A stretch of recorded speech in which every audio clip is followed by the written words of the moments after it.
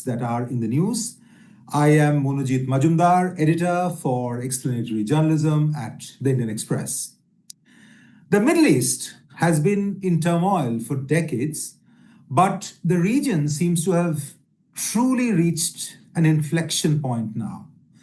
Israel in 2025 is seen by many as having established itself as the preeminent power in the region. It has humiliated Iran and destroyed or decapitated the Iranian proxies that it has battled for decades. But as its war in Gaza continues, more people than ever before are convinced that Israel's response to the October 7 attacks by Hamas is disproportionate and amounts to a genocide of Palestinians. Iran is weaker than it has probably ever been in the 45 years since the creation of the Islamic Republic. Some analysts think that a fundamental change may be on the way, but no one knows its likely contours. The relationship between Saudi Arabia and Iran has changed. This is probably not because of any genuine reduction of their hostility of 4 decades, but due to reasons of convenience and changed geopolitical realities. The question is, where do we go from here, and what will be the fundamental drivers of the situation that will emerge now? For an answer, or at least an analysis, we have with us Ambassador Navdeep Sarna, a former Indian envoy to Israel, the US, and the UK, and among our foremost experts and analysts on the region. Ambassador Sarna, welcome to the Indian Express. We are delighted and very grateful to have you with us. You have been on this show earlier, and we are honored to have you back with us. Ambassador Sarna is also a scholar and a writer, the prolific author of about 10 books and many, many articles.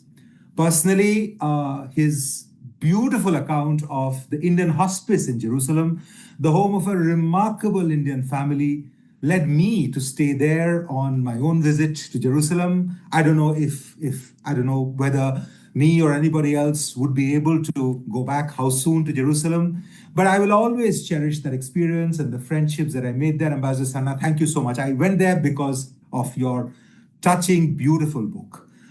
Speaking to Ambassador Sarna will be my colleague Shubhajit Roy, diplomatic editor at the Indian Express. Shubho has been writing on Indian foreign policy, strategy, and global affairs for 20 years now, and is a bit of an expert on all these issues himself. Shubho will be speaking with Ambassador Sarna for about 45 minutes, after which we might take a few questions from the audience as well. Thank you all for joining this online event. Shubho. Thank you, Manojit, and it's really a pleasure to welcome Ambassador Sarna. After a year, almost a year ago, we had a conversation here, and a lot has changed, to say the least, since then. Especially the occupant in White House has changed the dynamics that have prevailed. About Ambassador Sarna, having known him for almost 2 decades, I'll just highlight 2 things or 3 things about him that makes him best placed to answer the questions and analyze the situation. Firstly, he was India's ambassador to Israel.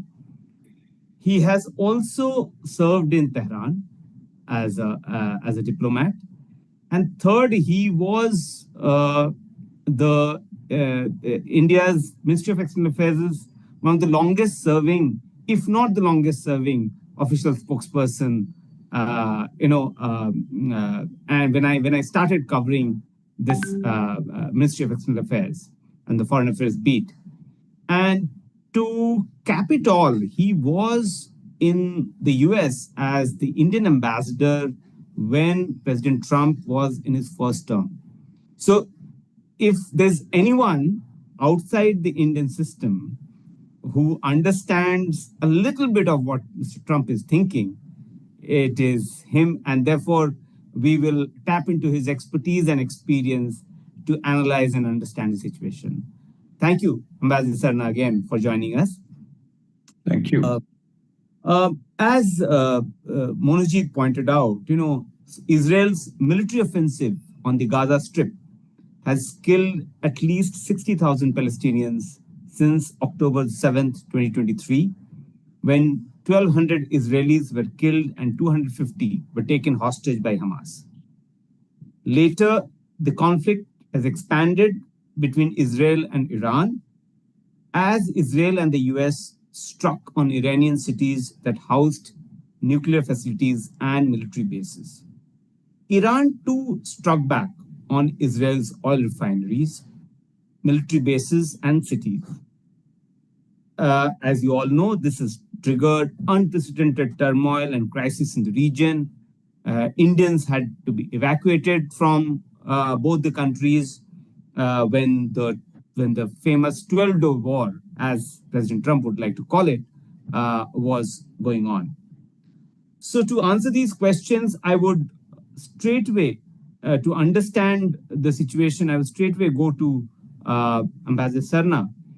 And from the beginning, more than 21 months have passed since the war in Gaza began in October, right after 7th of October 2023.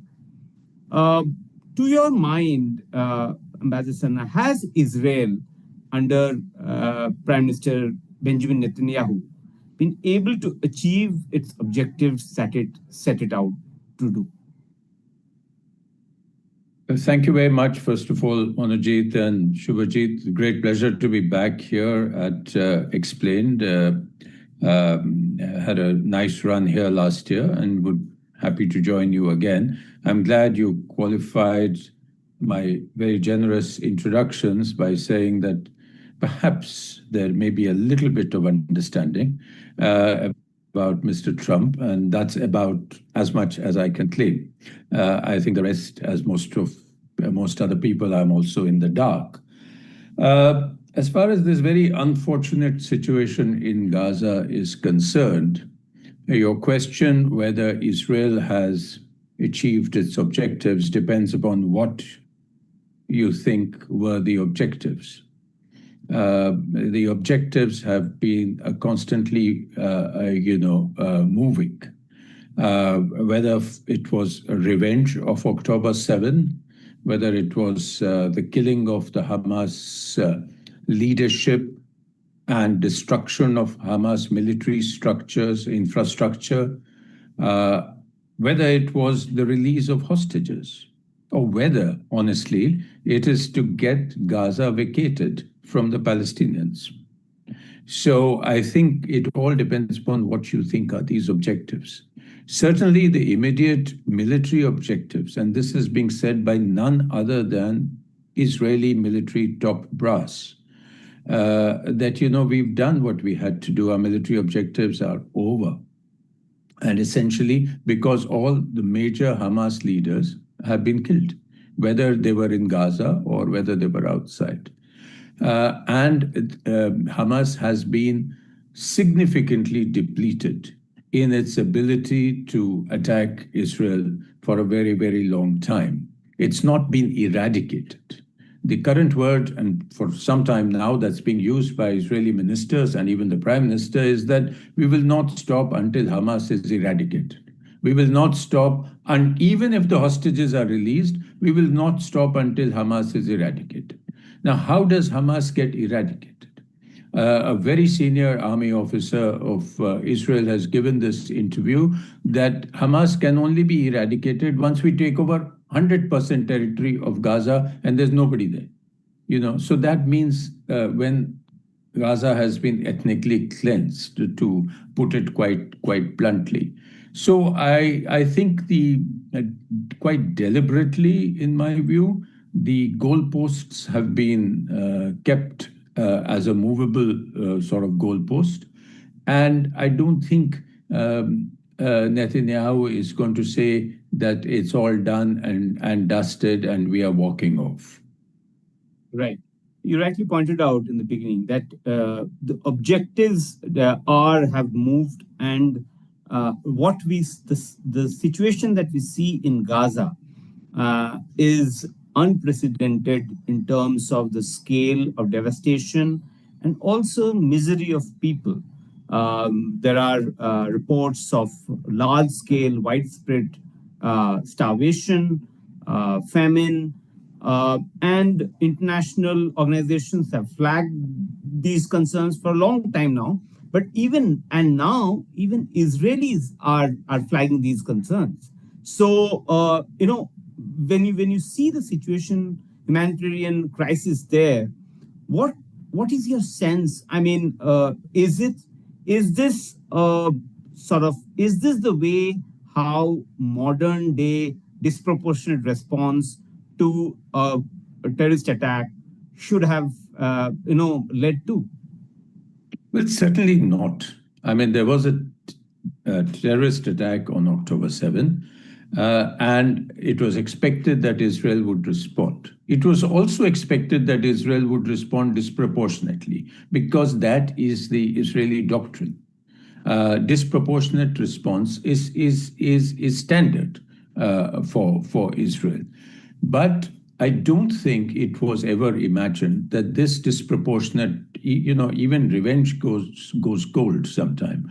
And 21 months that this sort of disproportionate response in the face of increasing international pressure, certainly from the ICJ, the ICC, and many countries of the global south, and would continue.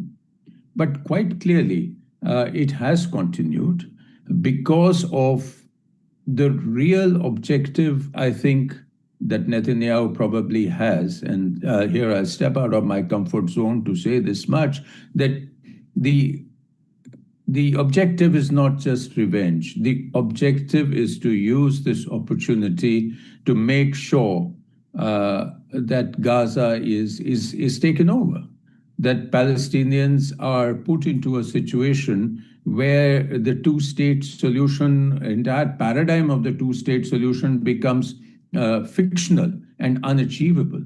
If Gaza becomes uninhabitable, then where are the Palestinians going to return to? And I think Israeli ministers have said so much. You mentioned that in Israel, this is being said. Yes, there are protests in Tel Aviv, possibly small protests. Editorials in the Haaretz, are increasingly hard on what Israel is doing. But nobody expected it to reach this. And I must add that it need not have reached this. There is no earthly reason except for trying to cleanse Gaza. Why should it have reached this? If the United States, both under Biden and Trump, had wanted, this would have ended a very long time ago. Right. I would take you back to the first objective that Netanyahu had spelled it out for Israel, for Israel's military and political establishment, to decimate, degrade, destroy Hamas. Assessment has been that Israel has managed to decimate and degrade Hamas and also possibly Hezbollah. Is that a correct assessment? Well, yes, to a significant degree, they have decapitated both the organizations, killing all the leaders, as I said, damaging very significantly, destroying their infrastructure, degrading the Hezbollah, in particular, their ability and their missile arsenal, which always had northern Israel under its radar. And this is quite obvious from the fact that even after the ceasefire, Israel is happily bombing when they want sites in southern Lebanon without fear of the Hezbollah. So yes, both of them have been very significantly degraded. I don't think these kind of things get eradicated because, to some extent, Hamas in particular is it's a resistance movement. And you never know, with what has happened over 21 months, how many surviving Palestinians have become more pro-Hamas than they were earlier. What are you doing for the next generation that, that could be the crop for Hamas. But having said that, I think the use of both these organizations, as since you also mentioned Iran in your opening remarks, the use of both these terrorist organizations, so-called, or resistance, or against by Iran as the first circle of its defense or attack, as effective proxies to keep Israeli ambitions under check, I think that has been very significantly degraded. You mentioned about Iran, and Israel broadened the scope of the conflict and struck Iran. Give us a sense. You've been in Israel and you've also served in Tehran. How did Israel manage to do that? Well, I think Israel always knew they could manage this. Israel has planned this and practiced this for years. And for 3 decades, at least, Bibi Netanyahu has been saying that Iran and the nuclear Iran is an existential threat for Israel. So they have the technology. They had a surprising amount of intelligence embedded into Iran. And they had the window of opportunity. As I said, the first circle was gone. Hamas degraded, Hezbollah degraded, Assad's regime in Syria, which was another sort of proxy of Iran, ousted. And there would never be a better window for Netanyahu than the one that existed. All he needed was the green signal from the White House. And he got it from Trump. Now, Trump actually faced a situation where he's campaigned that, I don't want to lead you into forever wars. But here was an opportunity which he could not resist, coming in and taking a huge amount of credit. So he has obviously adopted the thing that if somebody has done the heavy lifting, I can go in when they really need me, make it short and sweet, and claim victory and out. And that's exactly what happened. He obviously gave, things are now coming out slowly, that he gave the green signal for the Israeli attack in June and said that, you'll have my support if it goes well. And when it did go well, there were exceptionally effective airstrikes, which completely took over the Iranian airspace, and the Israelis could hit everything at will, the ballistic missiles, the infrastructure, and of course, they needed the heavy bombs. They needed the bunker busters. They needed the B-2 planes. And that the United States, seeing that the Israelis had done a considerable amount of work, and here was, the sort of cream on the toast that had to be, put. They actually went in, and Trump went in, and Trump came out, but he was very clear that he wanted it short and sweet, and so he declared a ceasefire, and he got these guys to agree to ceasefire, and was violently angry when even on the first day there were some breaches of the ceasefire. Let me press on this a bit. The Israel's air superiority, dominance over Iran's skies, that I think astounded many people in the region, especially lack of conventional capability to counter on part of Iran, because IRGC also was not a pushover. But how did Iran's military sort of capitulated in terms of, and the defenses did not at all work from Israeli in the face of an Israeli attack? Well, I think, Iran, after decades really of sanctions, etc., is not a match in terms of technology, in terms of equipment. Their strength lay in a huge arsenal of ballistic missiles. And, almost half of those have been destroyed by the Israeli strikes. During those 12 days, Iran fired about 500 missiles. And these were countered by both Israeli and US defense systems. the Arrow systems in Israel, the THAAD batteries which are stationed in South Israel, and the U.S. And the batteries which were on the seas.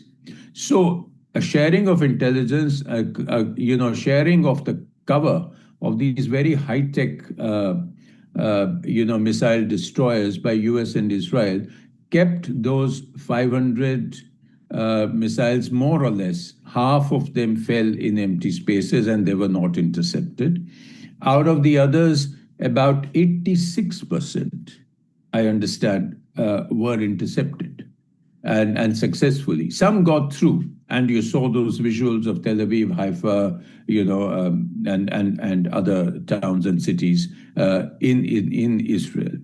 But that was nothing compared to if there had not been that very high tech Iron Dome and its outer elements which are similar to the Iron Dome, like the THAAD and the Arrow. I think much more damage would have been done by Iran. So in fact, it did show up Iran's vulnerabilities. And the fact that it is, some may say there's been more bark than bite as far as Iran is concerned. In fact, the way you sort of posit this, one as even sees Israel is very technologically superior, has friends and allies to support it with equipment, capacity, and intelligence. On the other hand, you had Iran, which is sanction hit for decades and has lack of capacity and also lack of friends. Yes. Russia and others and China did not really step up on Iran's side. So it was an unequal battle to begin with.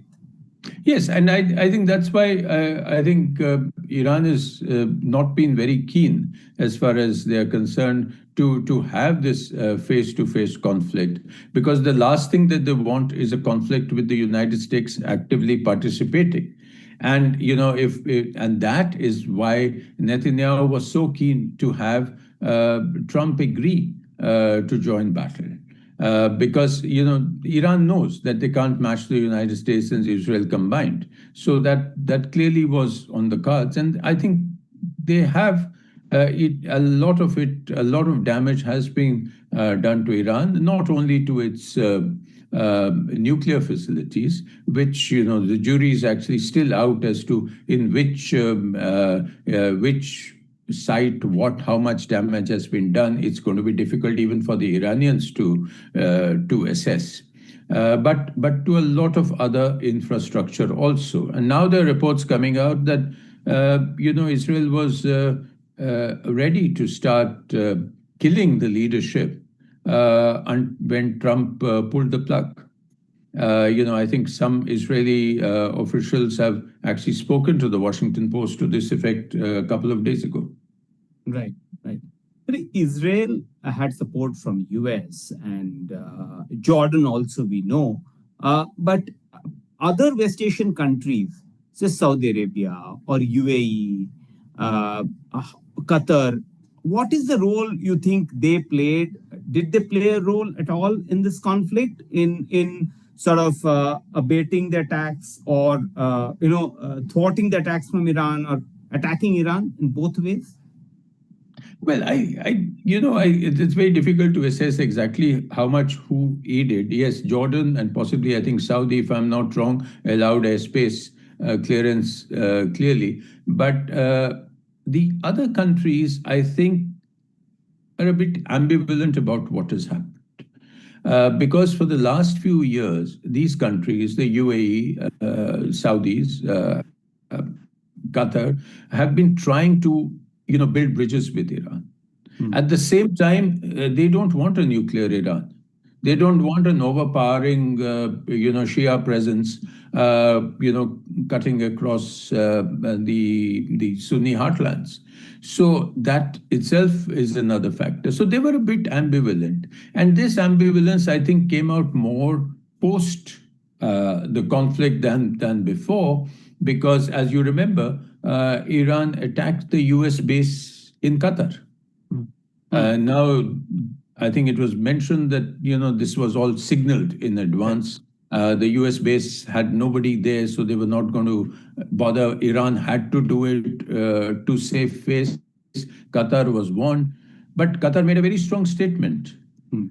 And then immediately the Iranians called them up and expressed regret, and they also called up everybody else in the region and expressed regret. So it was all a kind of well calibrated little cameo, which was played out. That listen, we have to do this, but really we are not going to push this too far, and you are also not interested. We are also not interested.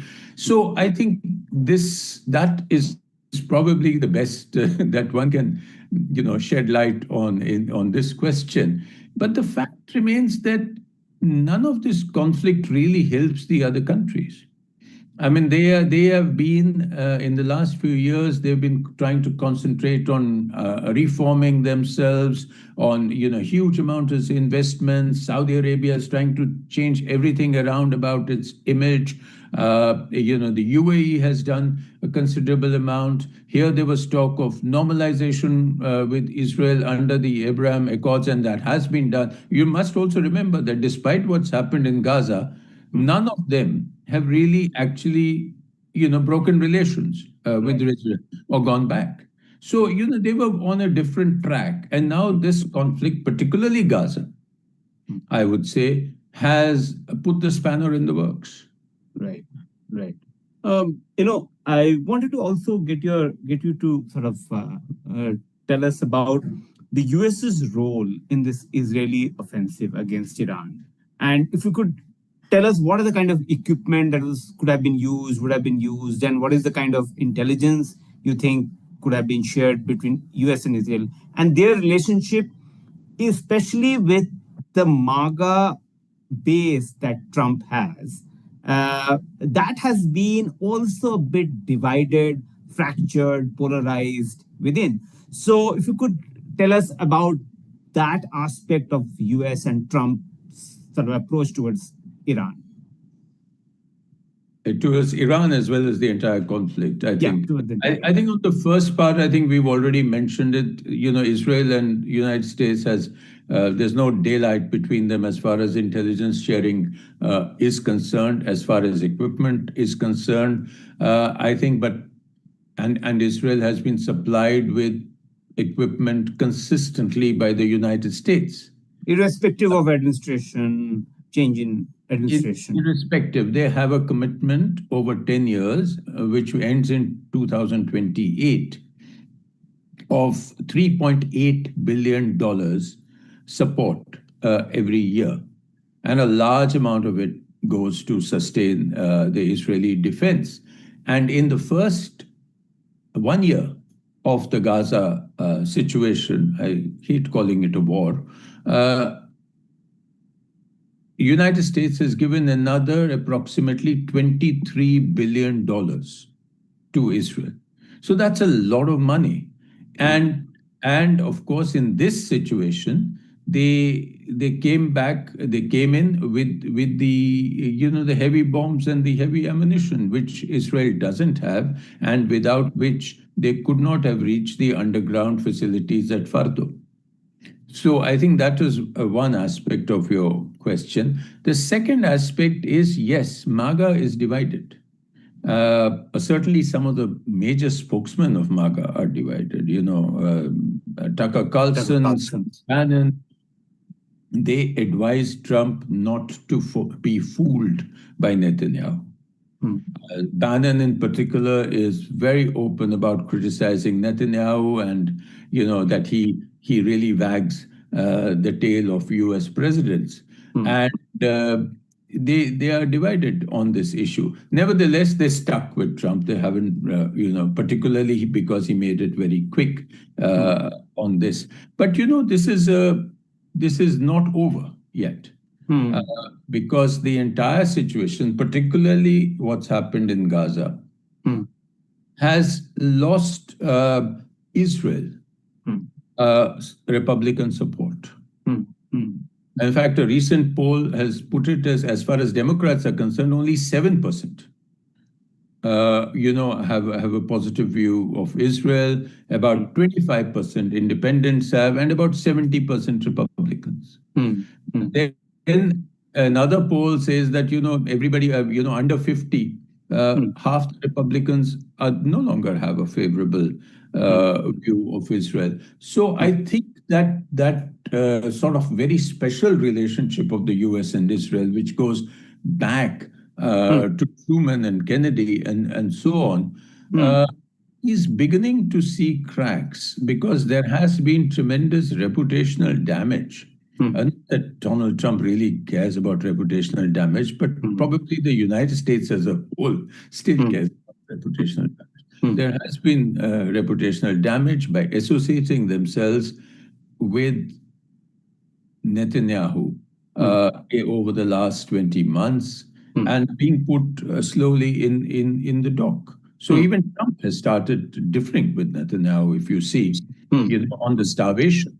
Right. He's broken with him. On the Houthis, he broke with him. On Syria, here he was talking about normalization with al-Shara, having called al-Shara a very cool guy, and wanting a normalization of Syria and Israel. And Israel went and bombed the defense ministry in Damascus. So, there is some amount of anger and disappointment out there. I want to now, talk to you about Iran. And since you've served in Iran, in Tehran, how do you see the situation inside Iran, especially the military and the political leadership, the supreme leader, after having suffered this massive losses in militarily against their arch rival and enemy, Israel? Well, the Iranian system is pretty opaque. So it's difficult to get a full sense of what's happening. But I would say at least 2 or 3 things are happening. One is that there is economic turmoil within Iran. That 12 days cost about $1.4 billion loss of oil revenue. About 1.3 million people couldn't get any income during those 12 days. And this, in Iran's population is not that much. And this kind of builds unrest, which already has been there, even among the poor, which are probably the strongest lobby of the clerical regime. The second thing is that as far as politically, you can see a couple of things happening. One is that the leadership has suddenly moved or pivoted from, its revolutionary rhetoric, its pan-Islamic stance, to an Iranian nationalist stance. And even from the supreme leader. So the Iranian nationalist stand gets a lot of support.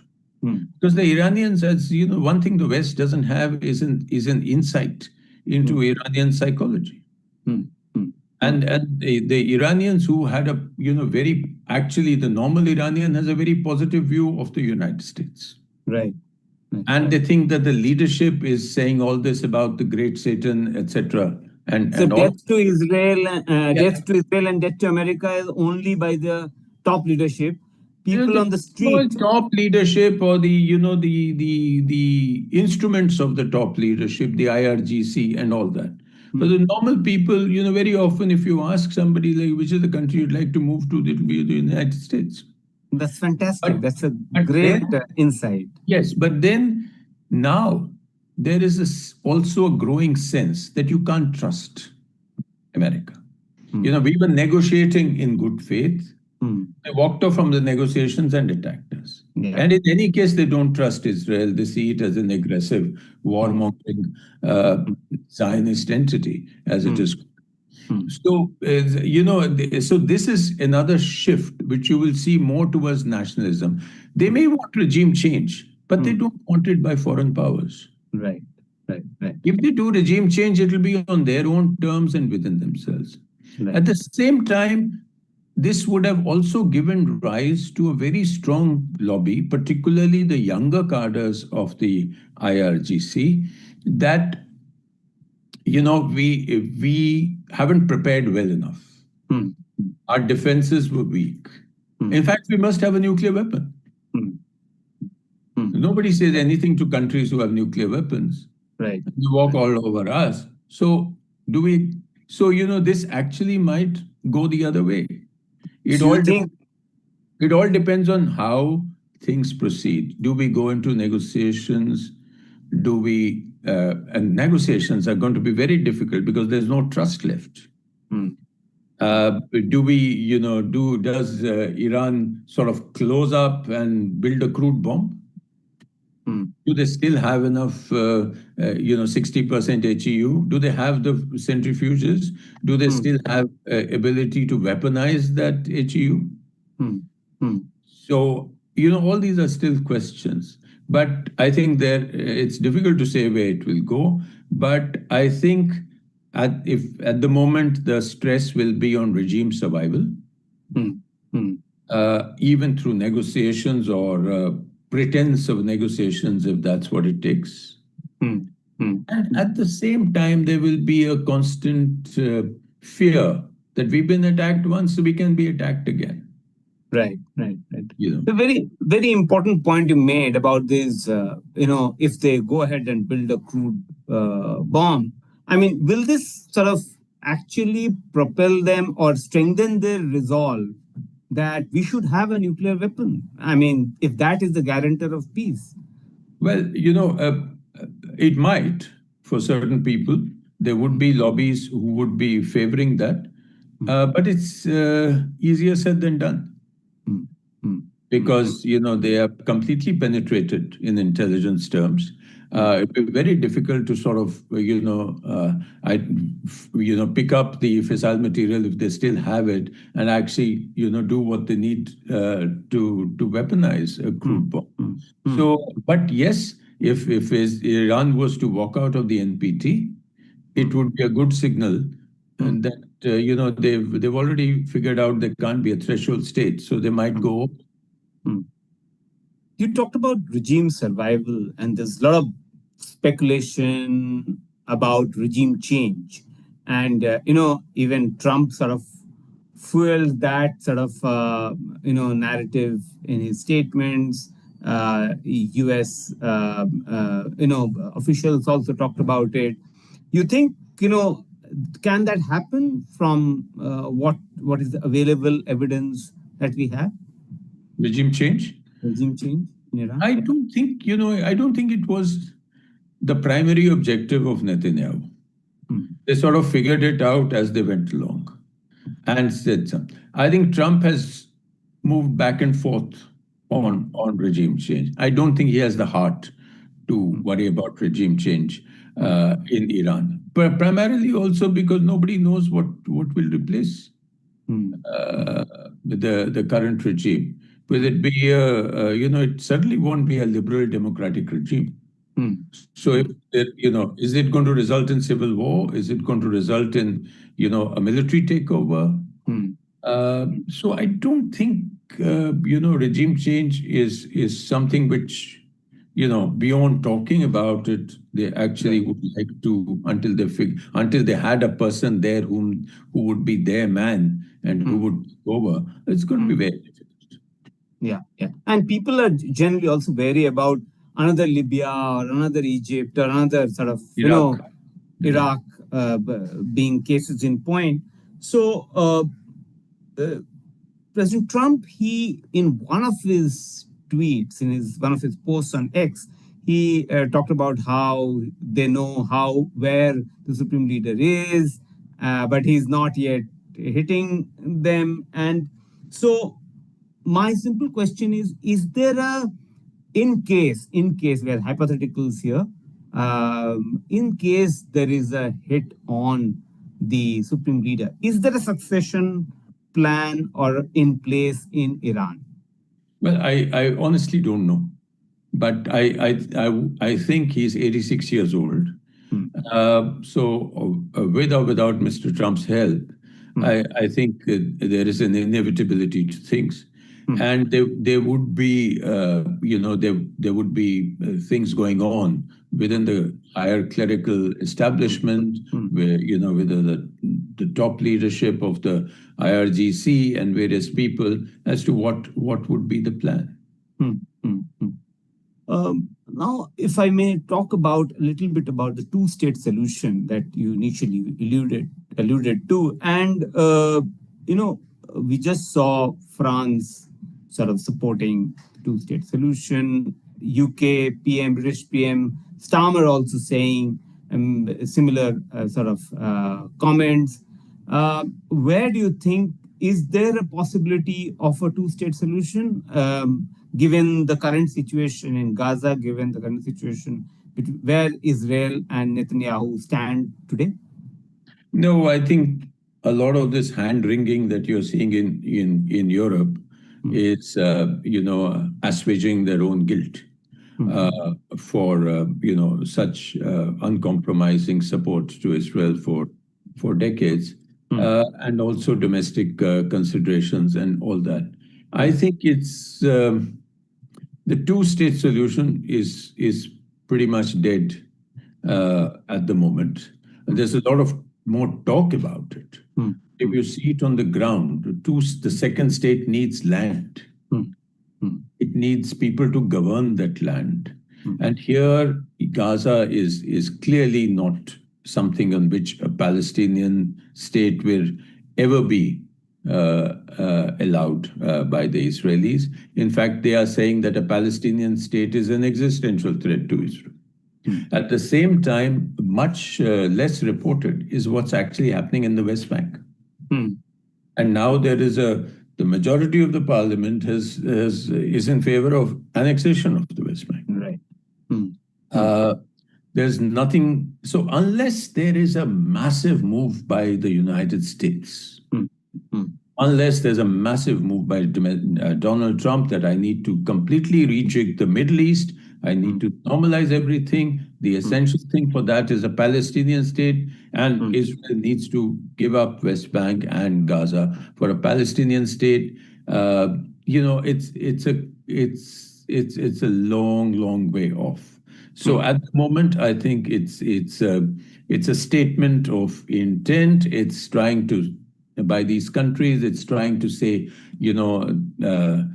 enough is enough, and we can't be seen to be, along with, being accused of deliberate starvation and all that sort of thing. But in reality, I think the two-state solution is very far away. And what about Mr. Trump, his sort of promise to bring about peace in the region? He famously sort of wanted to convert into Gaza into a Riviera. He posted that AI-generated video, if you remember, some months back. I mean, what do you make of Mr. Trump? Where is he? I think that this Mediterranean Riviera idea is perhaps the most cynical and cruel idea that we've heard for a very, very long time. How do you take away land from somebody who has an entitlement to it, who's lived there for thousands of years, who has the backing of the United Nations, dozens of resolutions, and say, no, you go and live in Libya or Ethiopia or somewhere while I build hotels and apartments and earn some money? I think that is just a land shark's dream, honestly speaking. But I think it is not the solution. It is not the solution. This is a very facile sort of thing. People say that Gaza can be another Dubai, and all that. Yes, I mean, all these things have been tried. You tried the Abraham Accords, but you brushed the real problem under the carpet. As long as you keep brushing the real problem under the carpet, you're not going to have true peace. And at the moment, we don't have the statesmanship which is needed. You can't have an Anwar Sadat moment. You don't have the statesmanship which can actually take this forward towards a two-state solution. So I think Mr. Trump, if he wants true peace in the Middle East, I think he has to get real about the Palestinian issue. He has to get real about the United States' relationship with Israel. And he has to get in all the stakeholders. Billions of dollars are going to be needed to build Gaza again. The Americans are not going to give it. So you need all the Arab partners. You need Israel to be, and the mood in Israel is very much against this. Right. Since you've served in the Indian Foreign Service for 38 years, I want you to now tell us about India's position on the current situation in Gaza. We have seen it evolve, and now it is much more sharper when it comes to Israel's actions in Gaza. We saw that during the BRICS foreign ministers meeting, the BRICS summit, those statements, but also now we saw India's statement at the UN being pretty strongly worded. Do you think it is sort of a bit late in the day for India to do the course correction? Well, I think, on these issues, at least in terms of statements, we have been fairly consistent that we are not in favor of a humanitarian crisis, that, we would like, a two-state solution, and we would not to kill civilians and all that. I think where you're probably saying is the difference was probably some of the positions we took on the resolutions, where we abstained somewhat unexpectedly. I think the main thing that has happened is that we are very conscious of our very strong bilateral relationship with Israel. And therefore, we have been treading gently on this. But as you said, things are looking sharper now. And again, there's a certain inevitability about it.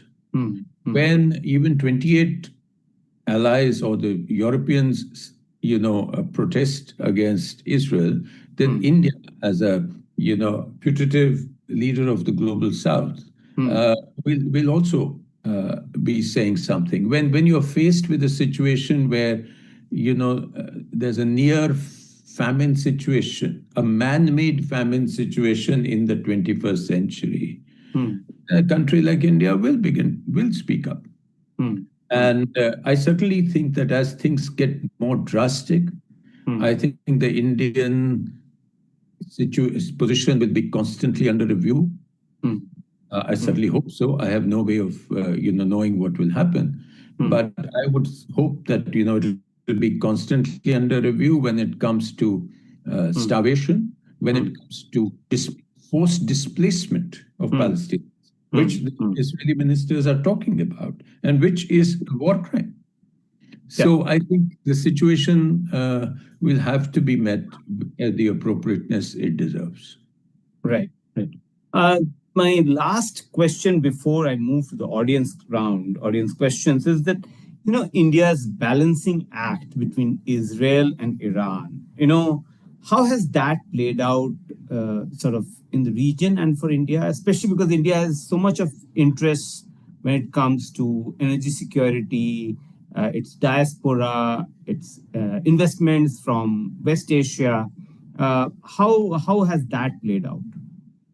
Well, I think any sort of conflict between two countries with which we have strong strategic relations is going to put us in a bit of a spot, and we have to navigate that. As it's not just that what the very, very strong security, defense, agriculture, water, technology relationship that we have with Israel. And we have an important relationship with Iran in terms of the Chabahar port connectivity, used to be also energy, but certainly we have an important relationship with the entire region. We have 9 million people scattered all over. You talked of evacuations. If things go south, can you imagine the logistical burden on India trying to evacuate 9 million people? We also have our energy sources, not from Iran, but from the entire, the Gulf, and both in LNG and oil terms. We have connectivity. We had great plans of ITU2 and IMEC, all of which are on a very distant back burner at the moment. We have joint ventures. We have investment from UAE and Saudi. We have lots of things, planned for the Middle East. So any conflict is not in India's interest, and therefore you will continue to see us, what you call balancing or the tightrope walk. I think that is going to be part of it, particularly on the Israel-Iran situation. Right, right. I'll now move to the audience questions, and I think Monojit has a question from an audience member. Monojit? I just got a text. This is Partho Mukhopadhyay, the economist at the Center for Policy Research. So he's on a train somewhere in Southeast Asia. So he's just texted me saying that please ask Ambassador Sarna about Israeli domestic politics. I think what he's trying to say is that Benjamin Netanyahu, who seems to be sort of holding the entire Middle East hostage to his politics. Now, he has now, after one of his far-right partners walked out, he, I think, has a majority of one in the Knesset, which is in Israeli politics, it's pretty tight always. But the next elections, I think, are due. It's almost a year now to go. And there is pressure, a lot of what you have been talking about, Ambassador Sarna, through this program. The mood seems to be changing in very significant ways around the world. And Partho in his text mentioned that France and possibly UK, I mean, they may recognize the Palestine. I mean, the France has Palestinian state. So how does this play out for Netanyahu politically? What sort of pressures do you think he might be coming under? Well, I think he's been under pressure for a long time. He's a great survivor. And he's won election after election. He's the longest serving prime minister that Israel has had, even longer than Ben Gurion. So, it's difficult to rule him out at the moment. Yes, there was a lot of unhappiness with him, domestically speaking, because he wanted to put into place far-reaching judicial reforms, which would essentially, make it a one-man kind of rule, with the Knesset being superior and he's controlling the Knesset for the moment. So I think a lot of there are his supporters, I would say, who say that he's prolonging the war for his own survival so he doesn't have to face trial. These are his supporters, I say, because his real detractors are the one who say, no, he would have, even if he didn't have a judicial trial, he'd do the same in Gaza and West Bank that he is actually doing. So I think at the moment, as far as the domestic Israeli mood is concerned, if the judicial reform and other domestic issues come to the fore, then Netanyahu will be in a spot. But it's difficult to see them coming to the fore while Gaza is still going on. He's Mr. Security. And he actually gained in popularity with the attacks on Iran. There may be differences over Gaza because there are hostages. And the hostages' families have mounted a strong campaign, but there's no difference over Iran.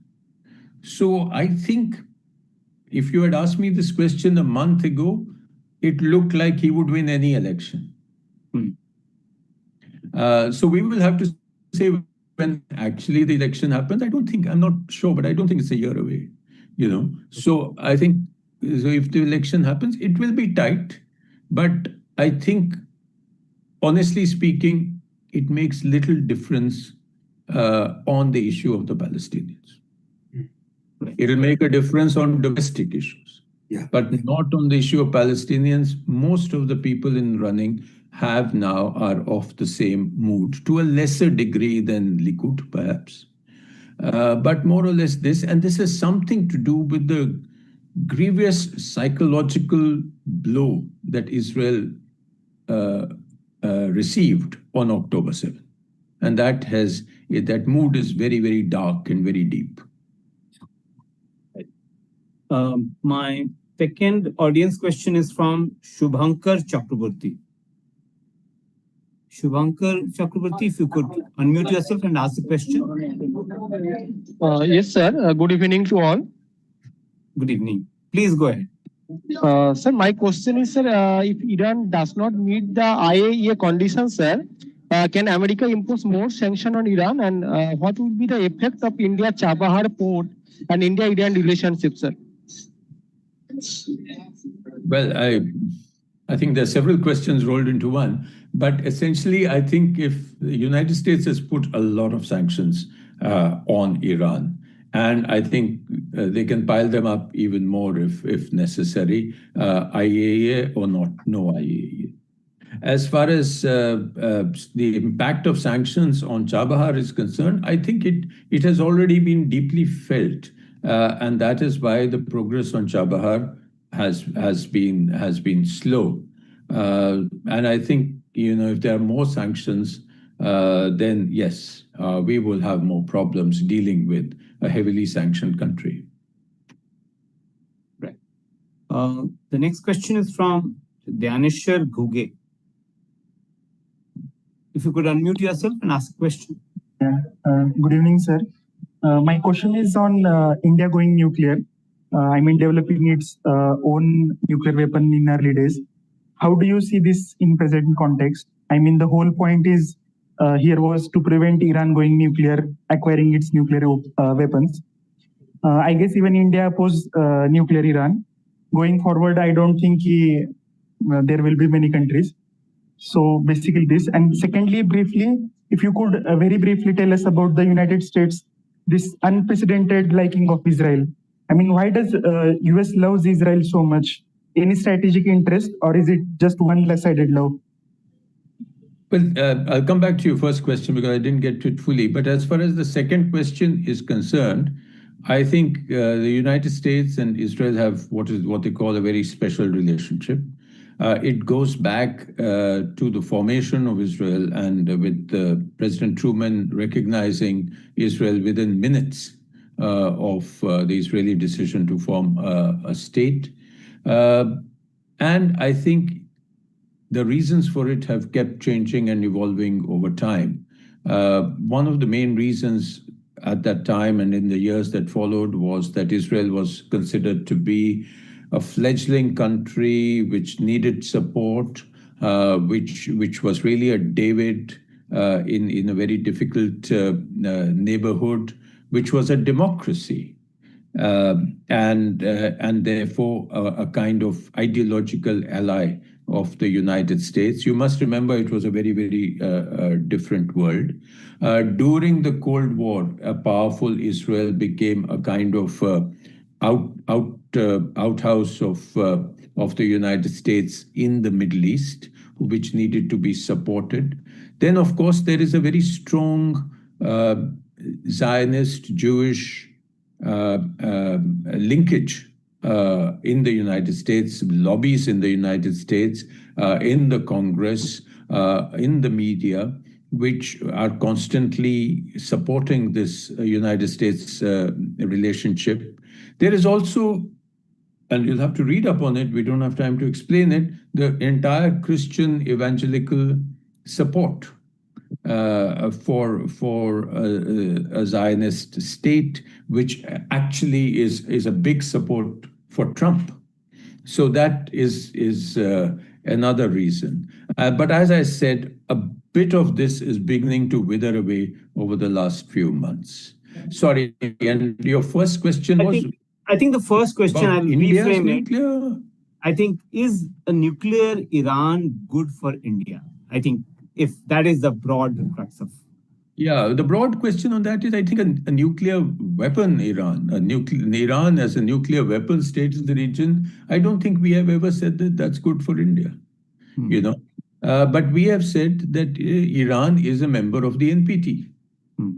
And Iran should comply with its obligations under the NPT, which means it can't have a nuclear weapon, but it must get nuclear technology.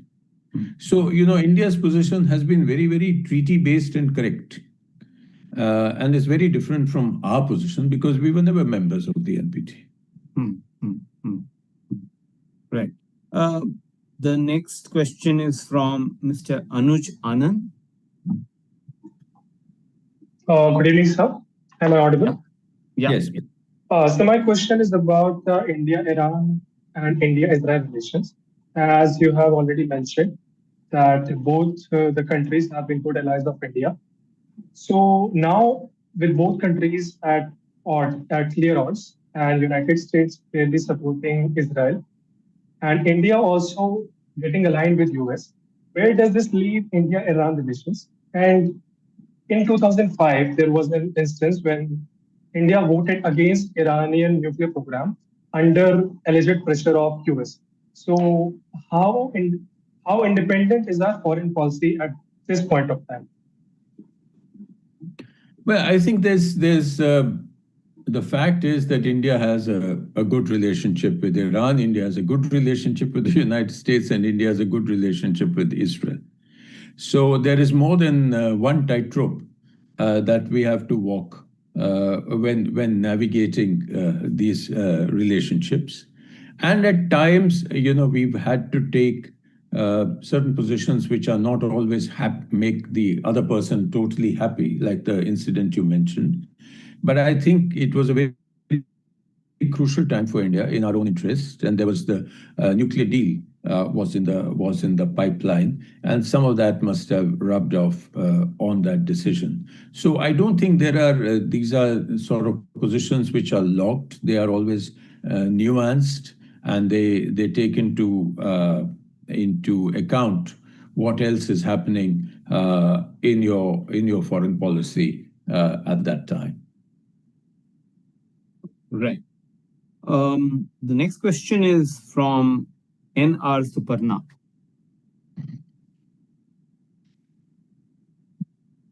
Please unmute yourself and ask the question. Suparna?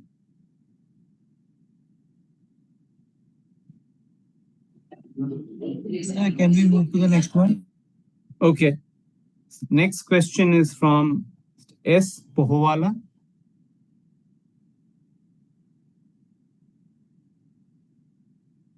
Please unmute yourself and ask the question. Yeah, good evening, Ambassador Sharma. Thank you for a very insightful session. Am I audible? Yes, please. Yeah, you're audible. Please. Yeah, so I had two questions. Basically, you have touched upon briefly about why the international community has not supported Gaza as much as it probably should have. But do you think, in a way, the US has failed in this situation? Could they have played a more active role? The UN is not an entity in itself. The UN is made up of its member states. And therefore, the UN can only do what it can. For instance, in the General Assembly, which is an important organ of the UN, some very strong resolutions were passed. But General Assembly resolutions, have no impact beyond setting a norm, beyond putting in a sense of the world at that moment. As far as the US is concerned, I mean, they would veto any anti-Israel resolution in the Security Council. So the UN, in Security Council terms, has been hamstrung. But I would refer you to a lot of good work that other UN organizations have done, particularly on the humanitarian front, particularly the special rapporteurs, particularly the World Food Programme. So I think they have done what could be done, international organizations and some parts of the UN. But in terms of effective, a strong Security Council stand, which could then be implemented if necessary through using the UN Charter, I think that has not been possible in this case because of the strong support of the United States in favor of Israel. Right. There's some questions on India's role in the conflict. Can India play a role in mediating or becoming a broker or peacemaker in the conflict in the Middle East? Well, I think, a mediating role, not is something not very popular as far as India is concerned, when outsiders try to play it. So India, at some stage, India has done crisis management in the world in the old days. Whether you talk of Korea or Indochina, or Congo, and so on, etc. But in this case, I think there are players who have a greater leverage, I would say. I mean, in this situation, I don't think any country could play a meaningful role except the United States. Because you would actually have to be playing a role with the United States. It's, unless, United States has to lay off on the situation, and then you can play a mediating role in the peace process. But at the moment, we are very far from that situation. So in this case, I don't think I would think anybody wants to walk in there. Last question is from Mr. Syed Salahuddin.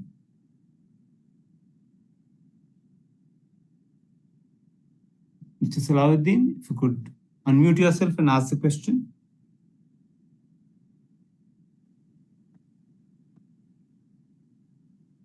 Can you hear me? Yes, we can. Please go ahead. Yes, my question is, given the current scenario, sir, do you think Iran will abandon its pursuit of nuclear weapons, considering its current nuclear activities and the attack on its facilities, and also threats emanating from Iran of withdrawing from NPT? Do you think they will abandon their pursuit of nuclear weapons? Well, if you mention the threats for withdrawing from NPT, I think they indicate a desire to go in the other direction. But whether Iran will abandon its nuclear weapon program is still an open question. As I said, nobody quite knows, the exact kind of damage. Besides, if enrichment starts again, I think after what has happened, there's likely to be another attack. So I don't think, it's very likely that things can go back to normal as possible. I think the idea will be more, Iran has never said they want a nuclear weapon. I think there's a fatwa against a nuclear weapon. But there are things like development of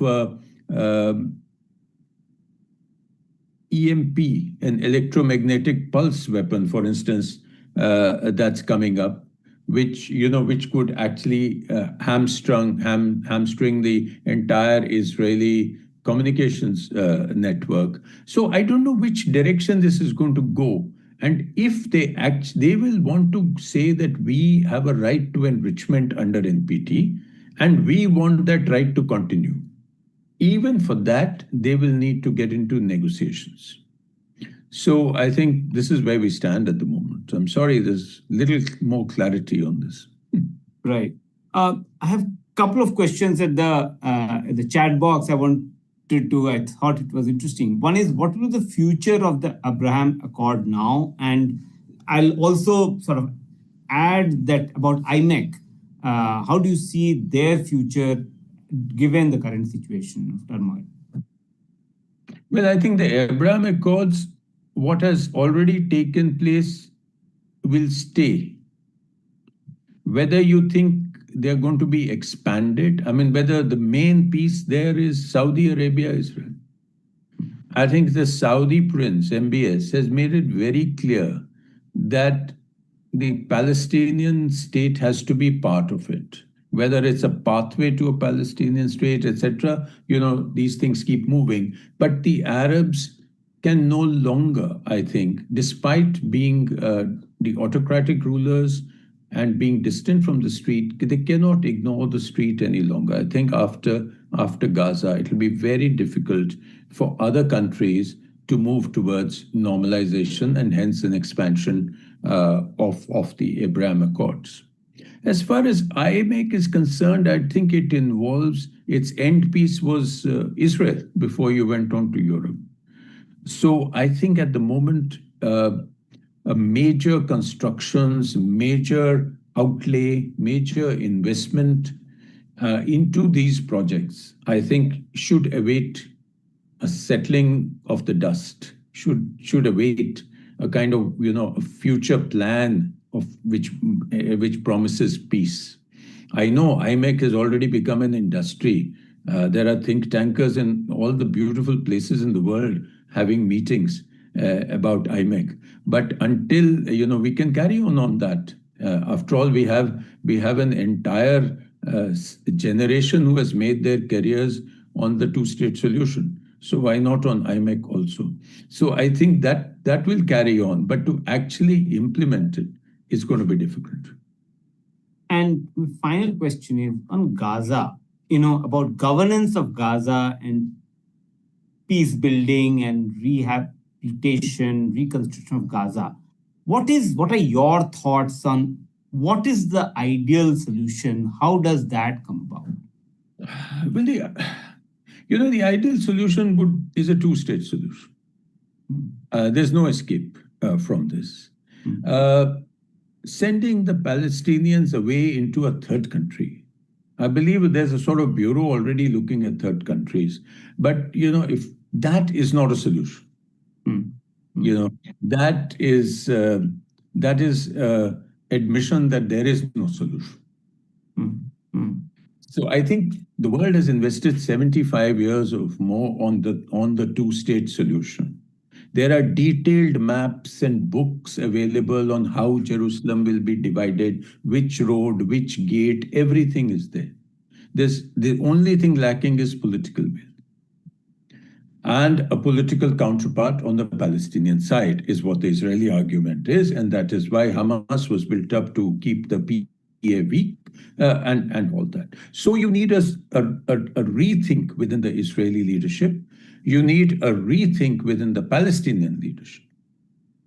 And you need a rethink within the American leadership. And only then can you have a two-state solution, which is a true two-state solution. The 2020 plan of Donald Trump, the peace plan, was not a true solution. That Israel will never leave the West Bank, settlers will continue, Jerusalem will be the capital of Israel. That is not a solution. So there has to be a deep rethink, and only then can there be a solution. Very well put, Ambassador Sanna. Deep think is what is needed and then political will. I'm really delighted and for this insightful sort of conversation that we had over the last an hour 15 minutes, and I would ask my colleague Monojit to close. No, thank you very much, and what a lovely way actually to sign off. Also a sobering thought. I mean, these are. I mean, I was sort of taking some notes when you were writing. I mean, when you're talking. The first is of course the two-state solution that you ended with and you spoke about earlier also. I mean, that seems to be the only right, fair solution in which, as you said, the world has invested in for 75 years. But unfortunately, that two-state solution now seems even further away than it has appeared so far. Now, that is something which is, it should be distressing leaders and capitals around the world. The second point which you mentioned, I thought, was that the Gaza situation, it has led to this unusual reduction in support for Israel, even in the US and in Israel.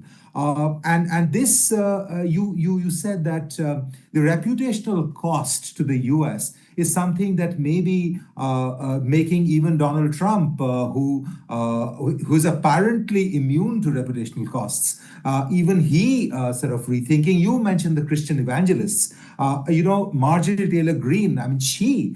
Even someone like her, I mean, the really one of the key pillars of the MAGA movement, even she posted on Twitter a couple of days ago that this is unacceptable. Children dying is unacceptable.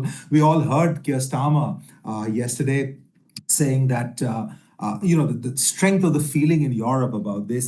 And the third point, which I thought was fascinating, was Iran, when he said that from a pan-Islamic focus moving into a nationalist focus, sort of rallying around the flag, and the Iranian on the street, while she may want some kind of regime change, or at least a change of heart in the existing regime, this is not the way to do it.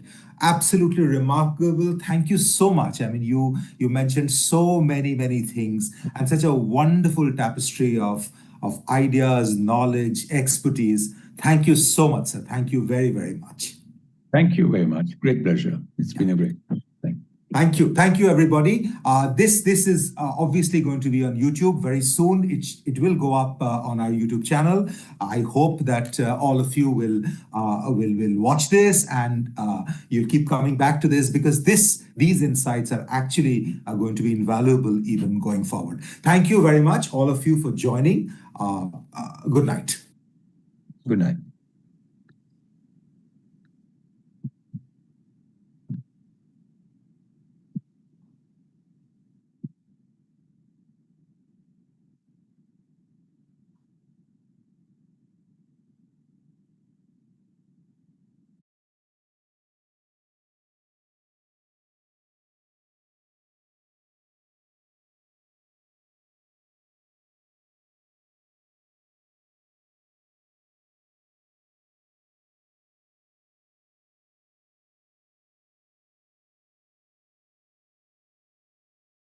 Record.